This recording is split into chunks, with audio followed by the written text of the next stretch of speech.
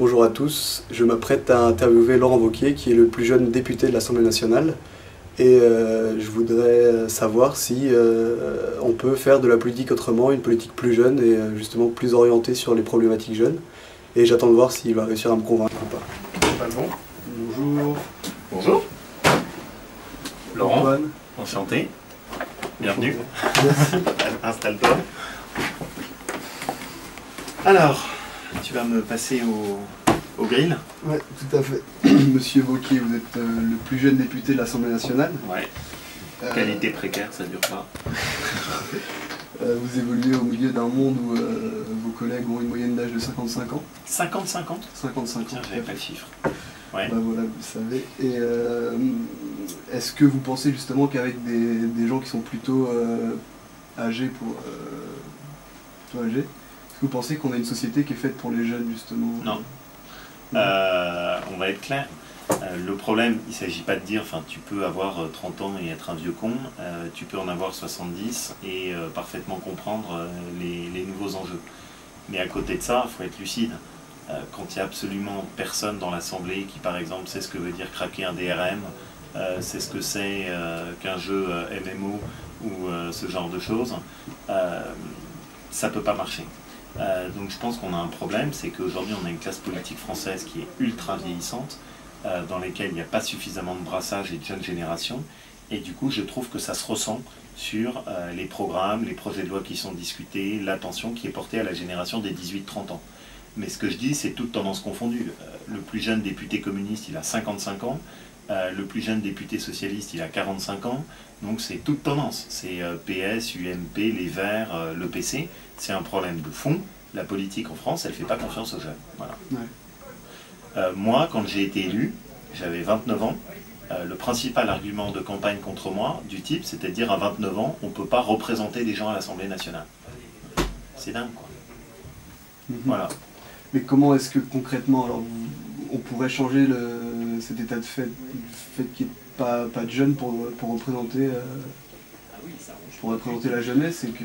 Moi je pense qu'aujourd'hui, un des problèmes, c'est qu'on a l'impression, alors bon évidemment je suis mal placé pour dire ça, mais on a l'impression que pour donner de la diversité ou moderniser la politique française, le seul truc qu'il faut faire c'est mettre des femmes. C'est pas que ça.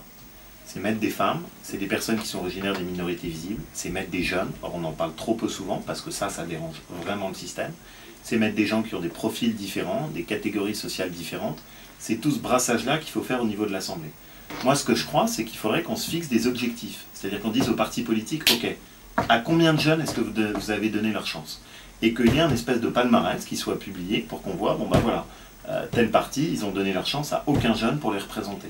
Donc ça mettrait la pression et je pense que c'est le meilleur moyen. C'est plus souple et au moins ça oblige à en faire un débat un peu public, quoi.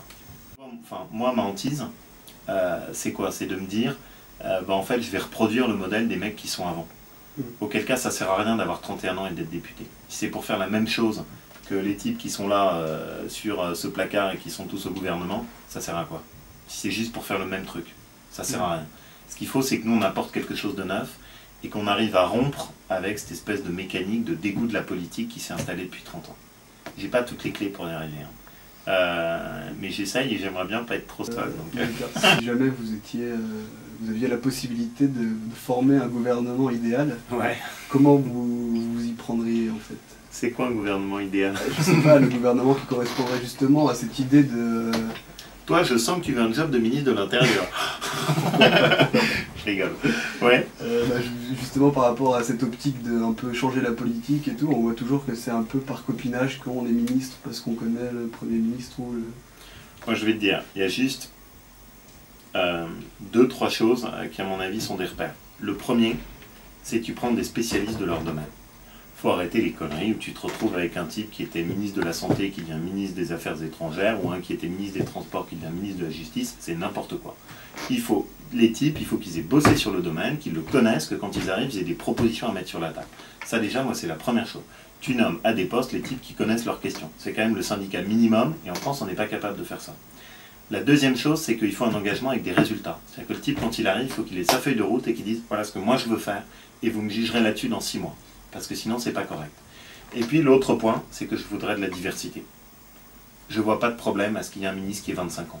pas qu'il s'occupe uniquement de sport ou de jeunesse, un ministre de 25 ans, mais qui a des choses à dire sur, par exemple, la réforme de l'orientation, sur qu'est-ce que c'est que l'aménagement du territoire, qu'est-ce que c'est qu'une zone rurale, qu'est-ce que c'est que mettre en place l'écologie de demain, et ben il a toute sa place à condition qu'il ait vraiment la pêche et qu'il ait envie de faire bouger les choses. Donc je pense que casser un peu les tabous, ouvrir, avoir du brassage de génération, du brassage d'horizon, du brassage de territoire. Je pense que, en politique, ce qui est intéressant, c'est quand il y a des opinions qui peuvent discuter entre eux, des personnalités différentes qui se marient. Ok, d'accord. C'est comme un jeu online, il faut qu'il y ait des players différents. J'ai trouvé que Laurent Wauquiez avait un langage simple, ouvert aux jeunes, compréhensible, une nouvelle vision de la politique basée sur des arguments, basée sur des idées claires. Et maintenant, ce qu'il faut attendre de voir, c'est si le système permet justement de développer de telles idées.